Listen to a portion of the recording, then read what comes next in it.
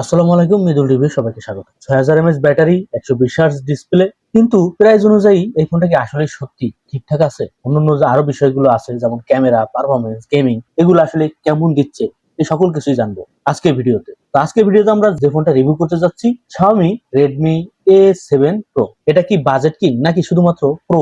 শেষ পর্যন্ত দেখুন, কারণ আপনি যদি এই ফোনটা কিনতে যান তাহলে এই ভিডিওটা আপনার জন্য অনেকটাই হেল্পফুল হবে। কারণ এই ভিডিওতে আজকে আমরা এই ফোনটার ফুল রিভিউ করতে যাচ্ছি, খুঁটিনাটি সবকিছুই তুলে ধরার চেষ্টা করব।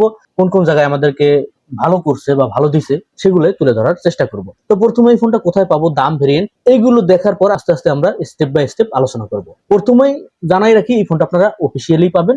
বাংলাদেশ মার্কেটে পাওয়া যাচ্ছে একটা ভেরিয়েন্টে, বেস ভেরিয়েন্ট 14,999 টাকায়, মানে 15,000 টাকায় 4GB র্যাম, 64GB স্টোরেজ। প্রথমে একটা ধাক্কা খেলাম, এই দামের একটা ফোনে 4GB র্যাম মানলেও 64GB স্টোরেজ এখন আর কেমন যেন ভালো লাগে না। প্রথমে একটা ধাক্কা খাইছি, তারপরে স্টেপে যাচ্ছি। যেমন ফোনটা যখন আপনি বক্স থেকে আনবক্সিং করবেন সেই ক্ষেত্রে কি কি পাচ্ছেন, যেমন ফোনটা পাবেন, চার্জারও একটা পাবেন, টাইপ সি কেবল পাবেন, সিম টুলসও পাবেন, তাছাড়া আরো অনেক বিষয়গুলো আছে, হেডফোন জাতীয় আরো অনেক কিছু, এগুলো পাচ্ছেন না। তো এই ফোনটাতে যা দিছে আপাতত এগুলো নিয়ে সন্তুষ্ট হয়ে থাকতে হচ্ছে। তো চলেন এবার আমরা ডিজাইন এবং বিল্ড কোয়ালিটি নিয়ে যদি কথাবার্তা বলি।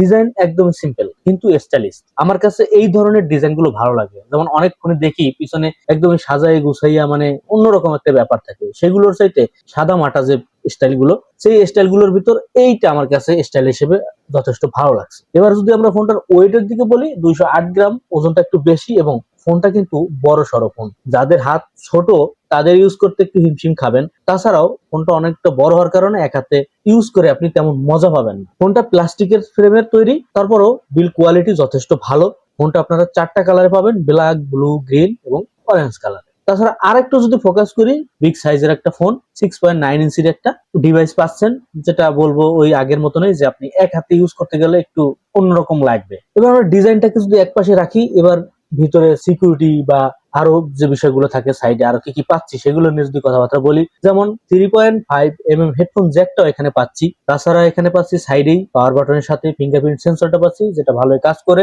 বেসিক স্পিকার, এখানে একটা স্পিকার, সিঙ্গেল স্পিকার দেওয়া। আর পাশেই আপনারা পাবেন সিম স্লট, যেখানে আপনারা দুটো সিম এবং একটা মেমোরি ইউজ করতে পারবেন। এই উপরের দিকে একদম ক্লিন। তাছাড়া আরো ভালো বিষয় হচ্ছে আপনারা অ্যান্ড্রয়েড 16 পাচ্ছেন, যেটা আপডেট একটা অ্যান্ড্রয়েড ভার্সন পাচ্ছেন। এই বিষয়টা আমার কাছে ভালো লাগছে। তো যাই হোক, এবার আমরা ডিজাইন এবং বিল্ড কোয়ালিটি একপাশে রাখার পর সামনের দিকে যদি নজর দেই, ডিসপ্লে হিসেবে এখানে দিয়েছে 6.9 ইঞ্চি IPS LCD HD প্লাস এর রেজুলেশন। তারপর আবার এখানে টপ নস।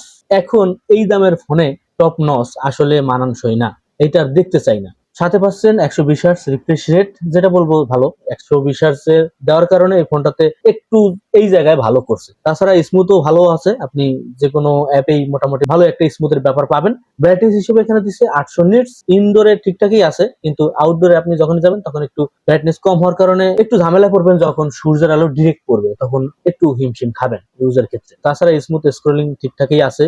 ডিসপ্লে হিসেবে যেহেতু এইচডি প্লাস দিছে, আপনি কাছ থেকে নিলে তখন দেখতে পারবেন যে শার্পনেস একটা ঘাটতি পাবেন। তাছাড়া একটু দূরে রাখলে আপনি ভিডিও দেখে মজা পাবেন, যেহেতু ডিভাইসটা একটু বড় সড়ো, তো ভিডিও দেখার ক্ষেত্রে আমার কাছে যথেষ্ট ভালো লাগে। এবার আসি পারফরমেন্সের দিকে। চিপসেট হিসেবে এখানে ইউজ করছে ইউনি এসওসি T7250 চিপসেট। এটা একটা এন্ট্রি লেভেলের চিপসেট। এই চিপসেটের অনেক ফোন আপনারা দেখছেন। এখানে যেহেতু 4GB র্যাম এবং 64GB স্টোরেজ ইউজ করছে, সেই ক্ষেত্রে পারফরমেন্সের দিকে যদি আসি, এই চিপসেট কতটুকু পারফরমেন্স করে, নরমাল ইউজ ঠিক আছে, ওকে, কিন্তু গেমিং এর দিকে যদি আসেন, যারা গেমার লাভার আছেন তারা এখানে লো সেটিং এর গেম খেলতে পারবেন। অনলি হাই সেটিং বা মিডিয়াম লেভেলে খেলতে গেলেও ফোন ল্যাগ হওয়ার সম্ভাবনা আছে। এইখানে আপনাদেরকে একটু হতাশ করছে এই ফোনটা, কারণ 15,000 টাকা একটা বাজেটের ফোনে যদি মিডিয়াম লেভেলের গেম খেলতে গেলেও ভয় লাগে, সেই ক্ষেত্রে এখানে অনেকটাই দুর্বল আমি বলবো। হেভি ইউজ তো করাই যাবে না, হেভি ইউজ করতে গেলে আপনি ল্যাগ হবে। আপনি একসাথে অনেকগুলো অ্যাপ যদি রানে রাখতে চান, সেই ক্ষেত্রে আপনি ক্র্যাশ হওয়ার একটা ব্যাপার চলে আসতে পারে। তো সেই ক্ষেত্রে আপনাকে পারফরমেন্সে লক্ষ্য রাখতে হবে। যারা অনেক ভালো মানের পারফরমেন্স চাচ্ছেন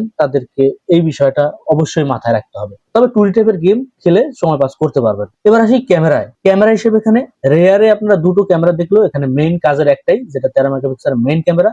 ডে লাইটে এভারেজ টাইপের বলবো, এই বাজেটে 13 মেগাপিক্সেল মানানসই না। তারপরও ভালো আলো দিতে পারলে মোটামুটি সোশ্যাল মিডিয়ায় দিতে পারবেন, তবে ডিটেলস এর ঘাটতি তো পাবেনই, অনেক সময় অনেক কালার গুলো এমন করে ফেলে যেটা একটু বেশি লাইট করে ফেলে। নাইট মোডে একদমই দুর্বল, নাইট মোডে আপনি ছবি তুলে এখানে মজা পাবেন না।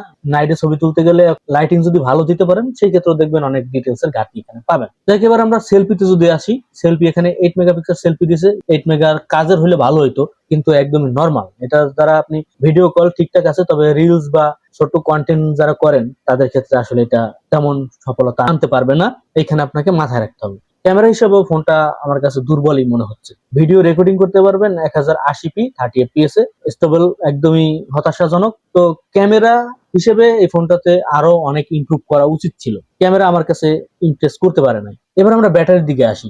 ব্যাটারি হিসেবে ফোনটা যথেষ্ট ভালো দেওয়ার চেষ্টা করছে। 6000 mAh ব্যাটারি, যদি আমরা এই দামে 7000 পর্যন্ত দেখি, তারপরও সবকিছু দেখার পর 6000 mAh ব্যাটারি দেখার পর ভালো লাগছে। যারা নর্মাল ইউজার আছেন তারা 1-1.5 দিন ভালো একটা ব্যাকআপ পাবেন, যারা হেভি ইউজার আছেন তারাও একদিনের একটা ব্যাকআপ পাবেন। তবে হতাশা আবারও চলে আসছে, সেটা হচ্ছে চার্জার। 15 ওয়াটের চার্জার, যেটা বলবো আরো হতাশাজনক। কারণ 6000 mAh ব্যাটারি চার্জ দেওয়ার জন্য যদি 15 ওয়াট দেওয়া হয়, এটা একদমই স্লো, অনেক সময় লাগে। তো এই জায়গায় ব্যাটারি যেহেতু দিছিল ফোনটায়, এখানে চার্জিং এর দিকেও একটু লক্ষ্য রাখা উচিত ছিল।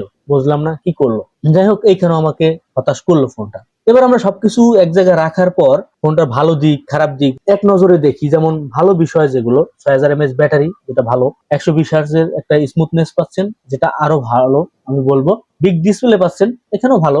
হেডফোন জ্যাক পাচ্ছেন, অনেক ফোনে আমরা পাই না। এই বিষয়গুলো ভালো করছে। হতাশ করছে যেসব বিষয়, দেখেন HD প্লাস ডিসপ্লে পাচ্ছি, ফুল এইচডি না, এখানে হতাশ। তারপরেও বলবো যে এই সব বাজেটে আমরা দেখি যে এইচডি প্লাস দেয়, তারপরও আমি বলবো এখানে একটু হতাশই মনে হয়। পারফরমেন্স হিসেবে এখানে অনেক দুর্বল। গেম লাভার যারা আছে এখানে তেমন ভালো গেম খেলতে পারবে না, পারফরমেন্স অতটা ভালো না, হেভি ইউজ করা যাচ্ছে না।